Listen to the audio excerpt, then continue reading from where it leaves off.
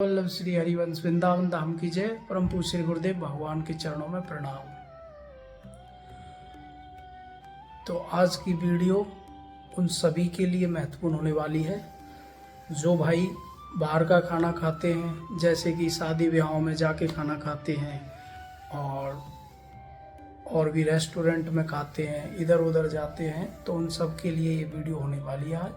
तो इस वीडियो को अंत तक ज़रूर देख लें ताकि आपकी कोई भी किसी भी प्रकार का जो सवाल है आपका ना रह पाए और आप इस चीज़ से निश्चिंत हो जाएं कि हमें बाहर जाके कुछ खाना है या नहीं खाना है। शादी ब्याह में क्योंकि बहुत सारे आइटम बनते हैं तो आप लोगों का जी ललचाता है, तो इन चीज़ों के लिए हमें वो सारी चीज़ें करनी चाहिए या नहीं करनी चाहिए, उसके बारे में आज इस वीडियो के माध्यम से जानेंगे। तो देखिए, सबसे पहले तो हमें ये जान लेना चाहिए, जब हम एक भगवत मार्ग पर चले हुए हैं और गुरुदेव भगवान की आज्ञा पर चले हुए हैं, तो सबसे पहली बात ये बन जाती है कि जब हम शादी ब्याह में जाते हैं, मान लेते हैं कि गृहस्थ जीवन है और इसमें सारे काम करने पड़ते हैं, किसी का इनविटेशन आ जाता है शादी ब्याह का तो जाना भी पड़ता है, क्योंकि हमें सारी चीज़ एक गृहस्थ जीवन में होते हुए सारी चीज़ें देखनी पड़ती हैं।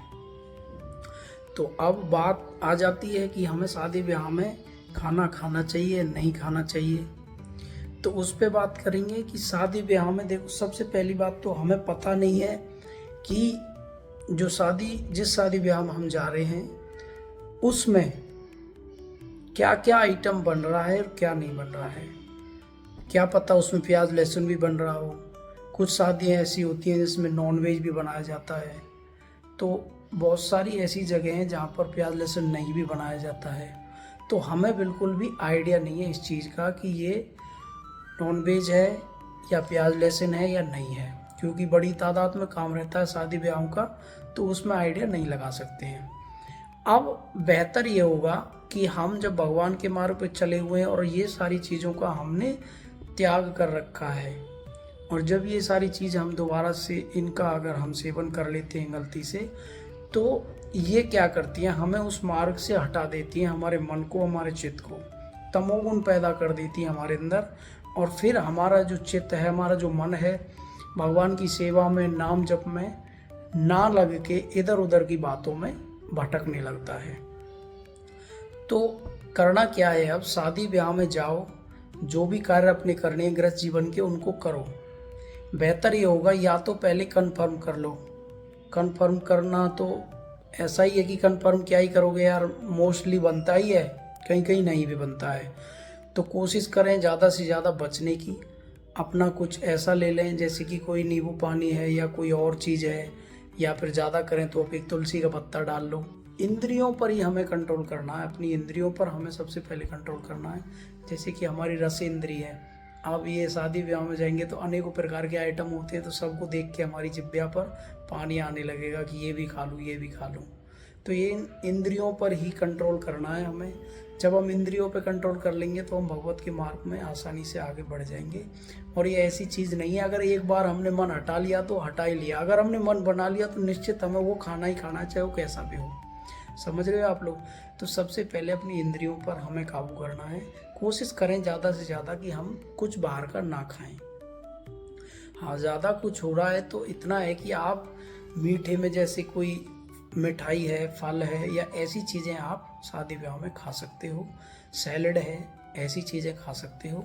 क्योंकि देखो, सब्जियों के अंदर तो मोस्टली हो सकता है, क्योंकि मसाले भी उनमें डाले जाते हैं, तो मसालों को भी उनमें देख के नहीं डाला जाता, क्योंकि उनमें ऑनियन या गार्लिक्स वगैरह के इंग्रेडिएंट भी हो सकते हैं, तो उनका पक्का श्योर नहीं है। तो ज़्यादा से ज़्यादा अपने आप को बचाने की कोशिश करें।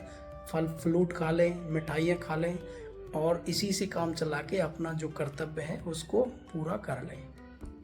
तो शादी ब्याह में ज़्यादा से ज़्यादा इन चीज़ों से बचें, और बाहर होटलों का या रेस्टोरेंटों का खाना भी अवॉइड करें ज़्यादातर, क्योंकि वहाँ पे भी कुछ नहीं पता होता। वो लिख के रखते हैं 100% वेज, लेकिन उसके अंदर पता नहीं वो क्या करते हैं क्या नहीं। अब हम खा रहे हैं और किसी दूसरे भाई ने मांग लिया कि भैया प्याज है, और वो फटाक से ला के दे देते हैं, फिर क्या करते हैं, वो बोलते हैं भैया हम डालते नहीं, अलग से रखते हैं, कोई मांगता है तो उसके लिए। तो ऐसा नहीं है, उसका कोई विश्वास नहीं है फिर। तो ज़्यादातर है, मोस्टली हर जगह ही प्याज लहसुन का जो इस्तेमाल है वो होता रहता है। तो अपने आप को बचाना है इन सारी चीज़ों से।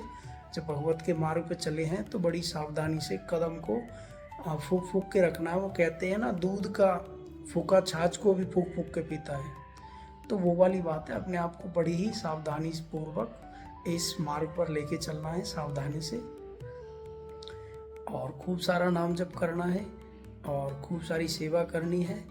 खाना पीना जो आपको बता रखा है वो खाना है, और जो नहीं बता रखा है उसको नहीं खाना है। ऐसा नहीं है कि प्याज लहसुन हम नहीं खाएंगे तो जीवित ही नहीं रह पाएंगे, ये तो कुछ भी चीज़ नहीं है प्याज लहसुन यार। ठाकुर जी को 56 भोग, तो 56 भोगों में से हम क्या नहीं खा सकते हैं, आप सोच सकते हो। पेट उससे भी भर सकता है। एक प्याज लहसुन ही ऐसी चीज़ नहीं है कि उससे ही हमारा गुजारा होगा। तो इन चीज़ों पर ध्यान दें और खूब सारा नाम जप करें। अपने जो शादी ब्याह के काम हैं, जो भी हमें गृहस्थ जीवन के कार्य दिए गए उनको पूर्णतः निभाएं। कोई प्रॉब्लम नहीं है किस प्रकार की, लेकिन सावधानी बरतें हर जगह। और वहाँ पर जैसे कोई डीजे पे गाना चल रहा है, मन भ्रमित हो रहा है, तो आप एक काम करें, ज़्यादा से ज़्यादा कोई आप पद याद कर लें, एक उसको गुनगुनाने लगें। जो चल रहा है उसको चलने दें, उसको अपने माइंड में नहीं रखें। भगवान का नाम अपने माइंड में हमेशा रखें। नाम चले या पद गाते रहें, आराम से अपनी मस्ती में पद गाते रहो, गाने चल रहे हैं, कोई प्रॉब्लम नहीं है। क्या हो गया? ये सारे काम करते करते भी हम भगवान का ध्यान आराम से कर सकते हैं। तो ये जानकारी आप लोगों को देनी थी कि कुछ भाइयों के कमेंट थे कि भैया हम शादी ब्याह में जाएं तो क्या खाएं क्या नहीं खाएं, अगर हम ये नहीं खाएंगे तो वो नहीं होगा, वो नहीं खाएंगे तो फिर क्या फ़ायदा है जाने का। तो आप जाइए, जो चीज़ मैंने बताई है वो आप खा सकते हो। फल खा सकते हो, जूस वगैरह पी सकते हो, मिठाइयाँ खा सकते हो। काफ़ी है इतना तो यार, इतना सब खा के और आराम से अपना जो कर्तव्य है उसको निभाइए। और अगर ये जानकारी आप लोगों को अच्छी लगे तो अपने भाई को ज़रूर सपोर्ट कर दें, ताकि आपके लिए ऐसी जानकारी वाली वीडियो लगातार आपके लिए लाते रहें। तब तक के लिए श्री हरिवंश।